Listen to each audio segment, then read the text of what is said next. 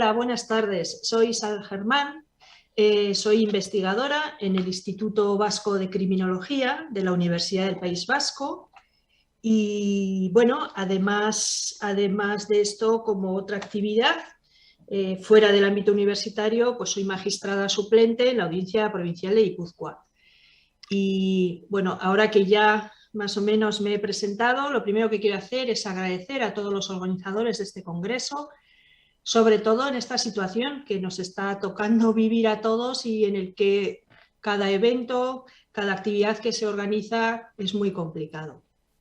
Bien, sin más voy a entrar directamente en el tema. Yo quería abordar hoy una cuestión que a veces quizá no se comprende bien. El título que pueden ver en la diapositiva es la relevancia jurídico-penal de las asociaciones y clubes sociales de cannabis. Y en realidad serían unas reflexiones en torno a lo que sería la posible realización del tipo penal tal y como está regulado en el Código Penal. Lo que viene a explicarse aquí es por qué. Porque se suele sancionar desde el punto de vista penal con consecuencias jurídicas muy severas en determinadas situaciones a los responsables, sobre todo, de lo que son las clubes y asociaciones de cannabis. Para ello, esta ponencia la he dividido pues, en varias partes porque hay algunos elementos que son necesarios para comprender lo que sucede, como sería la propia regulación del Código Penal, qué son los delitos relacionados con las drogas, de qué conductas estamos hablando que se pueden sancionar, cuáles serían las consecuencias penales cuando se incurren estos delitos. Pero, claro, si estamos hablando de asociaciones y clubes de cannabis, lo primero que tendremos que saber es qué requisitos deben cumplir estas asociaciones para que sean lícitas y qué actividades se pueden o no se pueden desarrollar para que no sean luego constitutivas de delitos. Y algunas cuestiones que creo que son, vamos a decir, los elementos más fundamentales que suelen llevar a problemas, como puede ser el caso del consumo compartido, que normalmente se lleva adelante en estos clubes, y las consecuencias que puede tener el hecho de la regulación que hay en el Código Penal con un agravante por la cantidad de notoria importancia de la droga. Y luego una cuestión que es algo más técnica jurídica, que es difícil de entender y voy a intentar explicarlo claramente, es eso que en ocasiones, a pesar de que se reconozca por parte de un tribunal que se ha cometido un delito, sin embargo no se aplica una pena a las personas que lo han cometido por apreciarse lo que se llama el error de prohibición.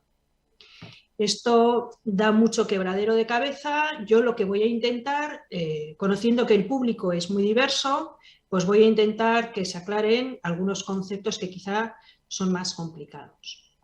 Sin más, lo primero que sí me gustaría explicar es que cuando hablamos de delitos relacionados con las drogas, se está haciendo referencia a varias conductas que en realidad lo que están haciendo es vulnerar o que ponen en peligro la salud pública. La salud pública sería el bien jurídico que protege el Código Penal cuando está trabajando estos delitos. Pues bien, los delitos relacionados con las drogas están contemplados en los artículos 368 y siguientes del Código Penal. Para saber cuáles son las conductas que considera el Código Penal relacionadas con las drogas que pueden ser constitutivas de delitos, la he mostrado ahí en diferentes colores resaltadas, como son cultivar, elaborar o traficar con drogas, el promover, favorecer o facilitar el consumo y poseer las drogas con los fines anteriores. Bien, las sanciones ya vamos a ver que van a depender, hace una división el Código Penal entre drogas que causan grave daño a la salud y los demás casos. Bien, aquí ya vamos a ver que empiezan los problemas. Y los problemas empiezan desde el momento en el que el Código Penal, para empezar, no nos define qué entiende por droga. Habla de drogas tóxicas, de estupefacientes, sustancias psicotrópicas, pero vale, ¿qué son drogas para el Código Penal? Bueno, estamos ante lo que se llama una norma penal en blanco, porque no define exactamente de qué estamos hablando. Y luego aclararé esto. También es importante aquí esta distinción que hace entre drogas que causan grave daño a salud y los demás casos. Y luego, ¿qué se entiende por escasa entidad del hecho? Puesto que en el año 2015 se introdujo una pequeña atenuante en estos supuestos de escasa entidad del hecho y atendiendo también a las circunstancias personales del culpable. Bien, estos elementos ya son problemáticos de partida, porque en primer lugar, para entender, para saber qué entiende el Código Penal por droga, lo que hay que hacer es acudir a una normativa extrapenal. En este caso estamos hablando de la ley de 1967 sobre estupefacientes, que a su vez nos va a reenviar a los convenios internacionales, ¿no? Concretamente pues, al de la Convención Única de 1961. Bien, en esta convención hay un listado de sustancias que están perfectamente tasadas y entre ellas pues aparece el cannabis, que es lo que nos interesa para el tema de hoy. Bien, como digo, desde el punto de vista jurídico penal hay una distinción clara en relación a la pena, con consecuencias bastante importantes, las podemos ver aquí, como cuando se trata de drogas que causan daño, grave daño a la salud, pues las multas son bastante severas, las penas son bastante severas, que incluyen prisión de 3 a 6 años y luego también la multa del triple del valor de la droga, pero luego hace una distinción de drogas de los demás casos, es decir, entiende el Código Penal que puede haber drogas que no causan grave daño a la salud.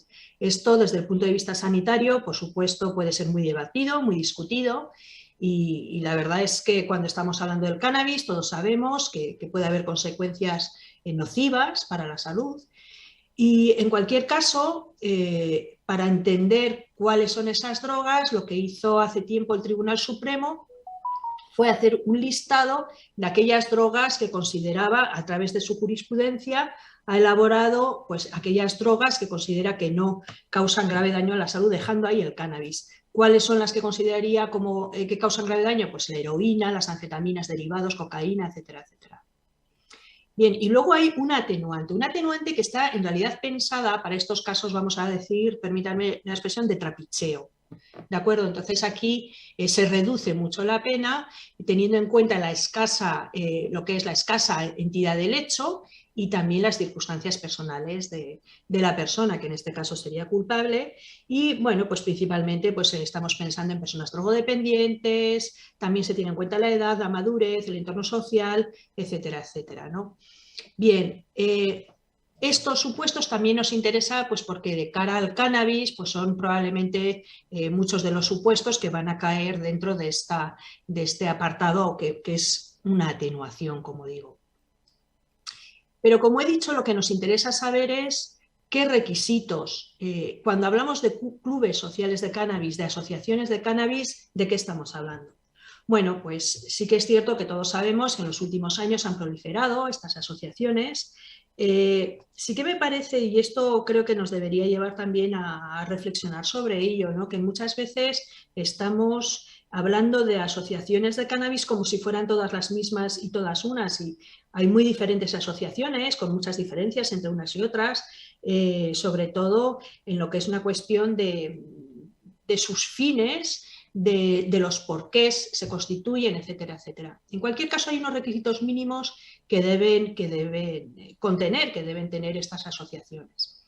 Y como cualquier asociación, en este caso sin ánimo de lucro, pues va a tener que estar, va a tener que cumplir una serie de requisitos, como es la inscripción en el registro de asociaciones. Tiene que haber un acuerdo de 3 o más personas, sean físicas o jurídicas legalmente establecidas, formalizar ese acuerdo con un acta de fundación, y esto se tiene que plasmar en un documento público o privado, ¿no?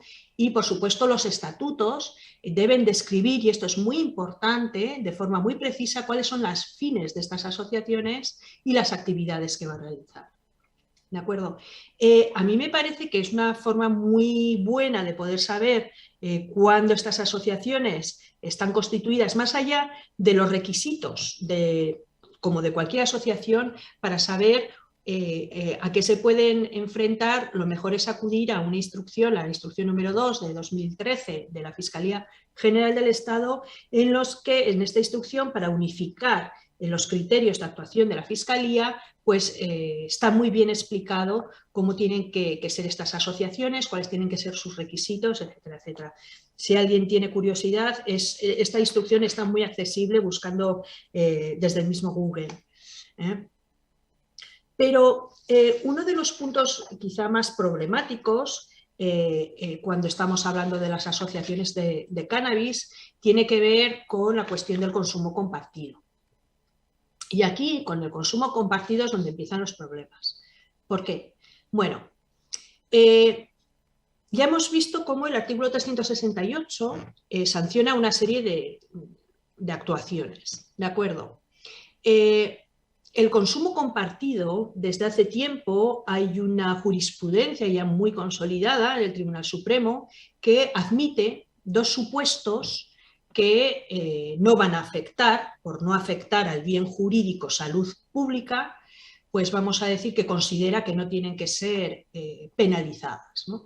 Y se trata, pues, cuando se dona la donación de drogas a personas allegadas, a personas con adicción, y cuando se hace con fines de deshabituación, pues aquí no se considera que, por ejemplo, se esté favoreciendo el consumo. Este supuesto de donación de drogas a personas allegadas estaba pensado para, a ver, los que venimos y hemos conocido los años 80, los que tenemos ya unos años, sabemos que era la época dura de la heroína y que era bastante común, como los propios familiares ayudaban a las personas que tenían una gran dependencia suministrándoles las drogas en concreto. Pero luego está el supuesto del consumo compartido, y el consumo compartido es el que ha podido dar lugar a una interpretación errónea de lo que ha permitido el Tribunal Supremo y que es el que viene a dar problemas a las asociaciones de cannabis. La jurisprudencia del Tribunal Supremo es clara en este sentido, ¿no? ¿Cuáles son aquellos supuestos en los que, o qué condiciones mejor, qué requisitos deben considerarse o tenerse presente para que una determinada conducta o actividad de una asociación de cannabis pues no sea considerada como, bueno, que está vulnerando la norma penal, ¿no? Bueno, pues aquí hay una serie de requisitos, los he señalado aquí, ¿no? Pues sería que los destinatarios del consumo en esta asociación sean todos o bien adictos o bien consumidores frecuentes, consumidores habituales, que el consumo se produzca en lugar cerrado para evitar la divulgación. Hay mucho interés desde el punto de vista jurídico en evitar el efecto de imitación. Esto lo vemos también, este es el porqué en la Ley de la Seguridad Ciudadana. Está también penalizado desde el punto de vista administrativo el consumo en público. No podemos consumir drogas en público, drogas ilegalizadas como el cannabis. No se puede fumar porros en la terraza de un bar porque te arriesgas, entre otras cosas, ¿verdad?, a tener una sanción de tipo administrativo, una multa. Pero este mismo motivo es por el cual también en el ámbito penal se considera que el consumo debe producirse en todo caso en lugar cerrado.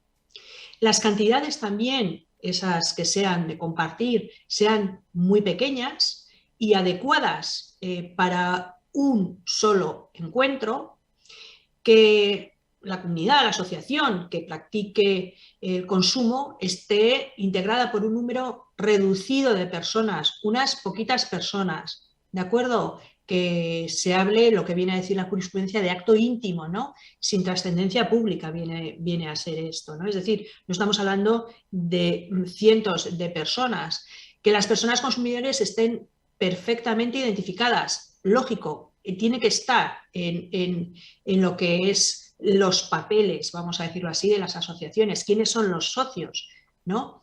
Y que se trate de un consumo inmediato, es decir, que esté planificado, que entre el acto de posesión de la sustancia y el consumo no haya un intervalo de tiempo que pueda luego desvirtuar ese destino que estaba previsto para esta posesión.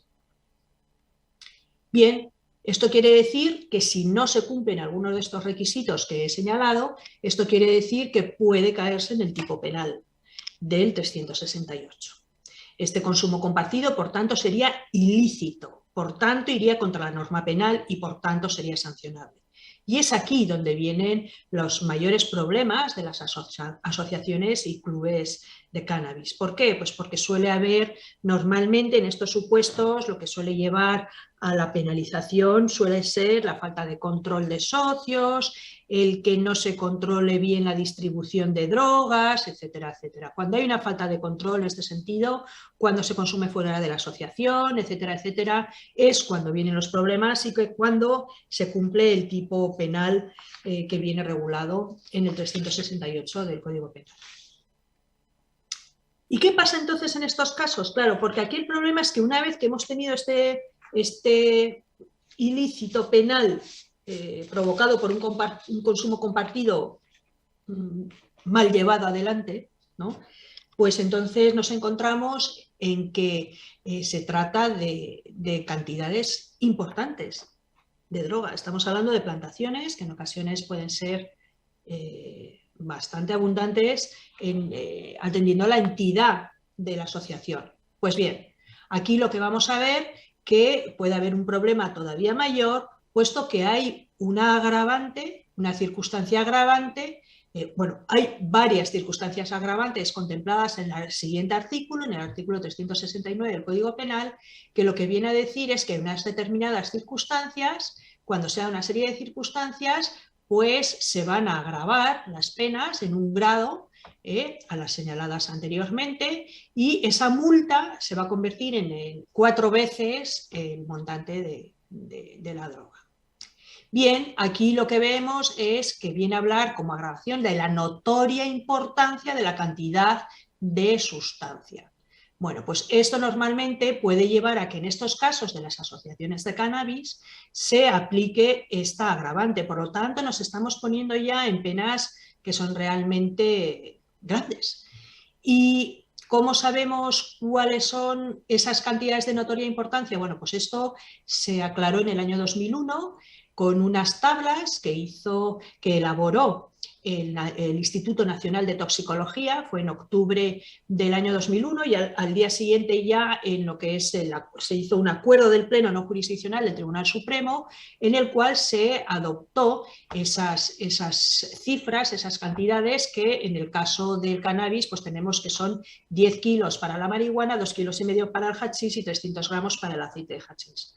Cuando estemos ya en esas cantidades, quiere decir que podríamos estar ante la notoria importancia y, por lo tanto, se aplicaría lo que es esta agravante, cosa que puede ser bastante fácil que pase en el caso de las asociaciones y clubes de cannabis. Y en relación a todo esto, lo que sí podemos ver, algo que ha dado lugar a que se hable de inseguridad jurídica, en parte con razón, es el hecho de que en ocasiones, cuando se han dado todos estos elementos que he venido a referir, sin embargo, finalmente, aunque se haya demostrado y probado que ha habido un consumo compartido, que un consumo no lícito, que no cumplía esos requisitos, sin embargo, ha habido pues, algunas de las personas a las que no se les ha impuesto ninguna pena. ¿Y esto por qué? Bueno, porque tenemos una figura que es el error de prohibición en derecho penal, que lo que viene a decir es, bueno, pues en el que hay unos determinados supuestos en los que la persona cree que su actuación es acorde al derecho o que en su caso concreto, se estaba permitido el realizar esas actuaciones. Por lo tanto, estamos ante lo que se llama un error de prohibición desde el punto de vista jurídico, y en estos casos, como he explicado aquí, normalmente nos podemos encontrar en 2 supuestos diferentes. Y en estos casos, como digo, nos podemos encontrar con el error de prohibición invencible, es decir, sería el error inevitable, ¿no? Que la persona no es consciente ni tiene posibilidad de saber que lo que estaba realizando era un acto contrario a derecho, es decir, antijurídico, ¿de acuerdo? Sabe lo que está haciendo, pero no sabe que eso está prohibido, ¿no? Es en estos casos en los que esta persona pues no va a tener, no se le va a aplicar, se le va a excluir la pena. Pero también hay otra forma de error que quizá es más complicada de entender, que sería un error de prohibición vencible, Es decir, sería un error evitable, y es cuando la persona en concreto cree que su conducta podría ser lícita, ¿no? Aunque no está seguro, pero bueno, y entonces decide no tomar las suficientes precauciones para averiguar si realmente está realizando un comportamiento lícito o no. Aquí, bueno, pues evidentemente sería exigible el que hubiera tomado esa precaución de haberse informado sobre si realmente lo que podía hacer o no era lícito. Y en este caso lo que se hace es, se aplica sí el error de prohibición, pero en este caso sería solo atenuando, ¿no? La pena, concretamente en un grado o dos, atendiendo a las circunstancias. Bien, y hasta ahora este error de prohibición sobre todo se podía aplicar en los dos casos, tanto en el caso del error vencible como en el caso del error invencible. Pero ¿qué sucede? Sucede que en el año 2015, concretamente en septiembre de 2015, se pronuncia una sentencia del Tribunal Supremo en el que se condena precisamente a una asociación canábica y empieza a, bueno, sienta una serie de criterios jurisprudenciales por los cuales establece ya una jurisprudencia que, vamos a decir, obliga a todos los tribunales que están por debajo, juzgados de lo penal, audiencias provinciales, a seguir esa línea de penalización de estas actuaciones, de manera que a partir del año 2015 empieza a haber condenas por estas actividades que está relatando. ¿Qué va a suceder a partir de ahora? Bueno, pues sucede que hemos tenido ya bastantes sentencias en este sentido, sentencias condenatorias, en las que ya no se está apreciando el error. Por supuesto, el error invencible ya es muy raro que se pueda aplicar, y el vencible también cada vez más raro también. ¿Por qué? Pues porque tanto los clubes, lo que son usuarios de cannabis, han tenido mucho conocimiento de estas resoluciones. Ellos ya son conocedores de que estas conductas pueden caer en este marco jurídico penal, por lo tanto estarían obligados por lo menos a informarse de si realmente lo que están haciendo es correcto, de manera que todos aquellos hechos que sean posteriores al año 2015, pues ya se da por supuesto que tienen que conocer que su conducta, por lo menos sospechar que sí que está siendo delictiva.